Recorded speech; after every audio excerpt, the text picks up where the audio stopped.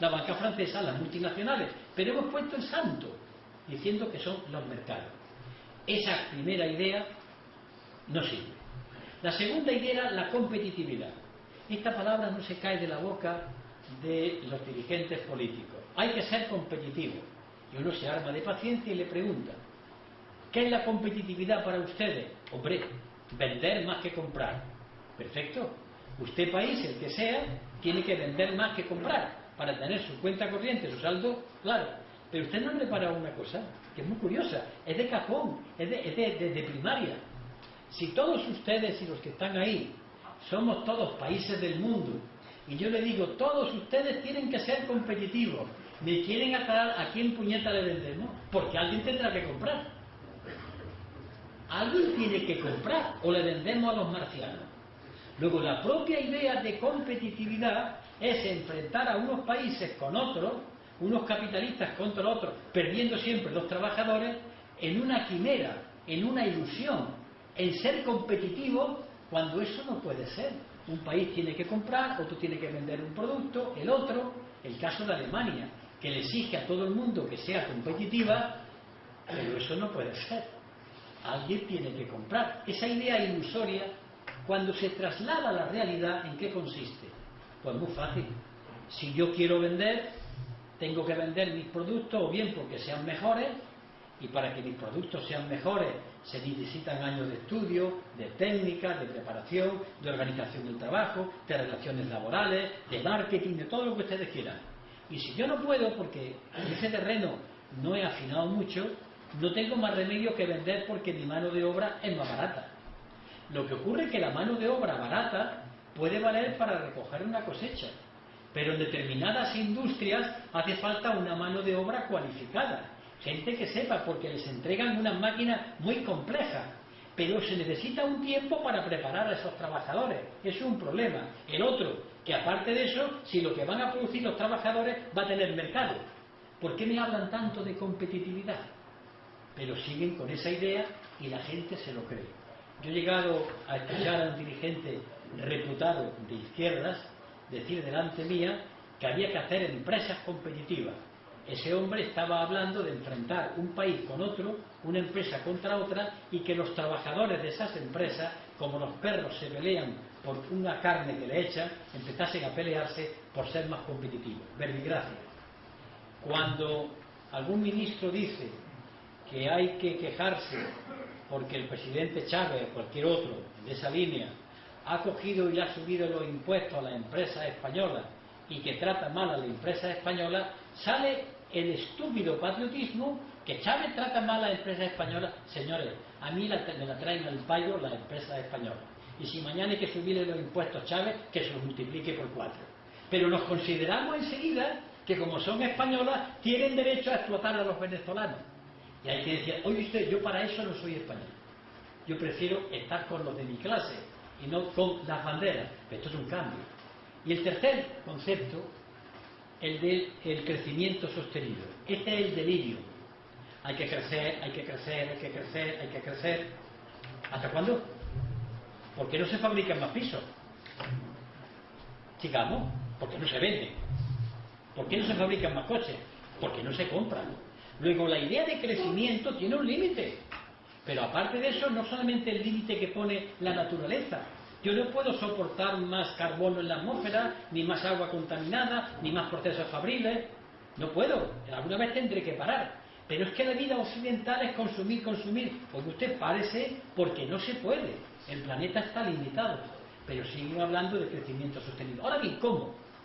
A mí siempre me ha interesado mucho, he sido alcalde y he tenido que recibir muchas visitas que venían a solucionar el problema del paro en Córdoba. Ah, papá, ¿es usted? Y siempre era lo mismo. Queremos licencias para poder construir. ¿Dónde? Pues a mí me han llegado a ofrecer construir nada menos que en el convento de capuchinos, que tiene una huerta deliciosa en el medio de Córdoba, o como aquel que pretendía construir en el Parque del Retiro de Madrid. Claro, ¿cuál es la idea que prenden las poblaciones? Alcaldes que montan inmensos campos de golf que se tragan toda el agua del mundo, que no crean nada más que 4 o 5 puestos de trabajo, y la población sí, que se hagan campos de golf porque crean puestos de trabajo. Y con la cosa de que crea puestos de trabajo, que no se crean ni muchísimo menos, más de 4 o 5, las poblaciones van cayendo, desertizando su campo, agrediendo el medio ambiente, montando industrias extrañísimas, que cuando terminan levantan el tenderete y se van. Y los alcaldes incautos caen como tontillos una y otra vez. ¿Por qué? Porque la población parada, yo lo entiendo, dice que quiere tener puestos de trabajo, pero no ha parado a pensar qué puestos de trabajo, si son fijos, qué remuneración tiene, qué tejido productivo. Por tanto, el mercado, la competitividad y el crecimiento sostenido son 3 conceptos que no pueden sostenerse. ¿Y por qué? Estoy afrontando el final. Porque, aparte de que ya no sirven, no solamente hay una crisis económica, hay otra todavía mayor y de más profundidad. Yo le llamo, y sobre ella hago 1 o 2 conferencias, fíjese, meterla aquí, que se llama la crisis de civilización. Esta ya es mortal. Junto a la crisis del petróleo, la crisis del medio ambiente, la crisis medioambiental, esta misma, la crisis de los alimentos. ¿Saben ustedes que hay países a los que se le ha obligado a sembrar determinadas materias, las multinacionales, acabando con su propia agricultura, o obligándoles a que compren las semillas que pone, por ejemplo, la empresa Monsanto o americana, y que quiten los cultivos que le han permitido comer hace mucho tiempo? Así han impuesto un tipo de agricultura con semillas especiales, con lo cual hay momentos de hambre en el mundo. Pues todas estas crisis en Occidente llegan al momento cumbre. Carlos Marx, y tengo aquí la expresión y no la voy a leer, en el Manifiesto Comunista, él, como hombre del siglo XIX, cree que la civilización occidental era la mejor que había. Llama bárbaras a las naciones que él llama atrasadas. Sin embargo, ¿en qué se basa la civilización occidental? La civilización occidental es entendido como Europa, Norteamérica, Canadá, algunos países que descuellan, lo que ha sido siempre el capitalismo, ¿no? ¿Cuáles son las características? Tiene 2. ¿En qué se ha basado el capitalismo? En 2 pilares. Primero, la industria. El capitalismo industrial comienza a existir en el siglo XVIII en Gran Bretaña con la máquina de vapor, después aparece la electricidad, comienza después la robótica, la fibra de vidrio, es decir, la empresa, el sector que da origen al nacimiento del proletariado. Es decir, Occidente, es decir, fábrica, el desarrollo capitalista. Pero otro pilar era el siguiente: en Occidente surge la democracia representativa, es decir, los parlamentos, los conceptos de los derechos humanos, la democracia, que la gente vota, elige sus gobernantes. Eso es un concepto de Occidente. Y durante un tiempo ha ido con las 2 banderas: el desarrollo industrial, el sistema democrático, con muchas comillas, pero democrático representativo.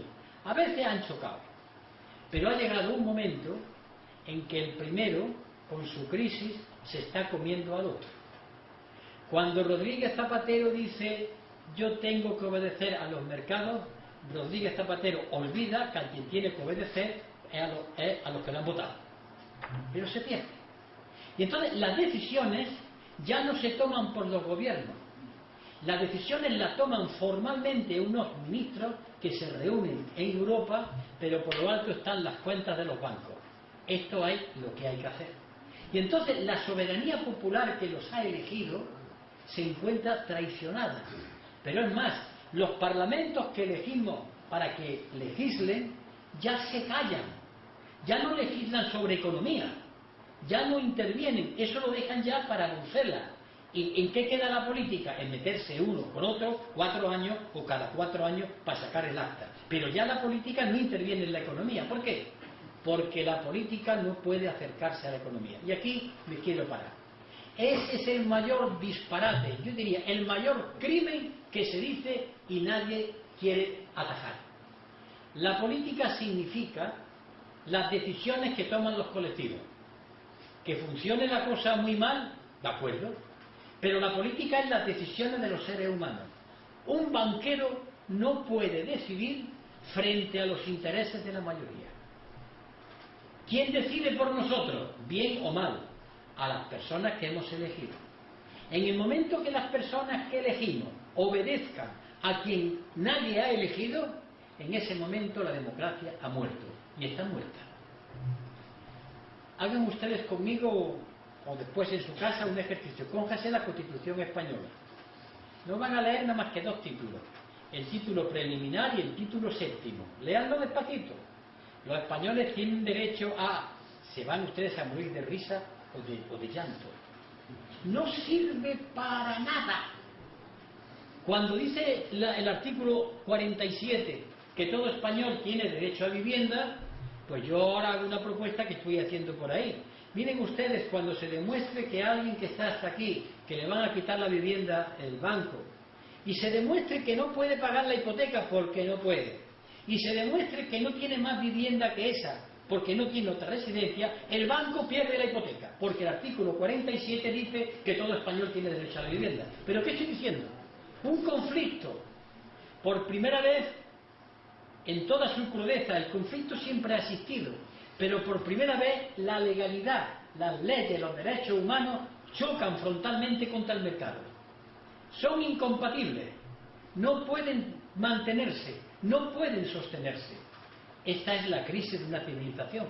Cuando sus 2 pilares chocan y uno se traga al otro, esa civilización está muriendo. ¿Tienen ustedes ideas claras? O miren ustedes más. Hace años un señor que fue muy conocido, el presidente del Bundesbank, Hans-Tim Mayer, lo dijo con una claridad tremenda. Dice, los políticos deben saber que tienen que obedecer las órdenes de los mercados, que es la de los bancos. Bueno, pues muy bien. Dice Juan español que está en la plaza y se rasca la cabeza, pues que se presenten los bancos a las elecciones. No. Lo que ocurre es que las elecciones se presentan no para mandar, sino para ser capataces. En España el amo es Botín, el capataz es Rodríguez Zapatero. Y si gana Mariano Rajoy, será el nuevo capataz. El problema de estos capataces es que en su discurso le hacen creer a la gente que cambiando de partido gobernante y no cambiando el modelo van a conseguir más cosas. Es el truco de los prestidigitadores, de los ilusionistas. Y si no, díganme. Vamos a la realidad española. Año que gobierna don Felipe González. ¿Quién empezó a privatizar y a vender las industrias del Estado? El señor González Márquez. ¿Quién hizo las primeras reformas del mercado laboral? El señor González Márquez. ¿Quién continuó la faena? El señor Aznar López. ¿Quién la ha continuado después? El señor Rodríguez Zapatero. Y por tanto, los españoles a la hora de votar la derecha, la izquierda, caen, y perdónenme cariñosamente, caen a veces como tontillos. Porque igual que los niños cuando van a ver los cristovitas, ¿saben lo que es los cristovitas que se dicen en Córdoba? Está el bueno y el malo. Y los niños, el malo le pega al bueno. Los cristovitas son fulanito, menganito, la derecha, la izquierda, son iguales. Pero el pueblo español vuelve a caer en el tema de los cristovitas. Tranquilo, lleva cayendo hace siglos. Que tampoco es que ustedes se sientan especialmente afectados. Claro, por eso no se explica nunca lo que hay detrás, por qué existe esto, por qué ocurren estas cosas. Y por ejemplo, cuando el señor Rodríguez Zapatero dice, no, hay que hacer sacrificio para que no nos rescaten. ¿Qué está diciendo? Saben ustedes que a Grecia la han rescatado, ¿no? Han rescatado a Irlanda y a Portugal. Y entonces Rodríguez Zapatero tiene una auténtica preocupación porque no tenga que llevar la banca internacional y decirle, queda rescatado. Que es lo mismo que decir, date preso. Queda rescatado porque, ¿por qué? Porque es una pérdida de prestigio internacional. Pero el rescate no es ni más ni menos que pagarle a Zapatero las deudas que tiene en nombre del Estado con otro préstamo que le da. Sigue debiendo esa cantidad y más. Ha cambiado de de acreedores, pero sigue debiendo la misma cantidad. Pero claro, ¿qué hace? Para evitar el mal trago de que llegue el rescate, yo cuento siempre la misma historia. Yo era un niño en la época en que a las madres nuestras nos daba siempre por purgarnos. Y me daban aceite de ricino. Y era tan malo, y sobre todo era tan malo cuando mi padre me cogía la nariz para tomármelo, porque eso es repugnante, que yo, porque no me cogiera la nariz, yo me la cogía pero tragaba. Pues bien, Zapatero intenta con las medidas evitar lo que es inevitable, pero de hecho ya no estamos rescatando, es el autorrescate. nos estamos poniendo una serie de medidas antes de que nos las pongan los demás.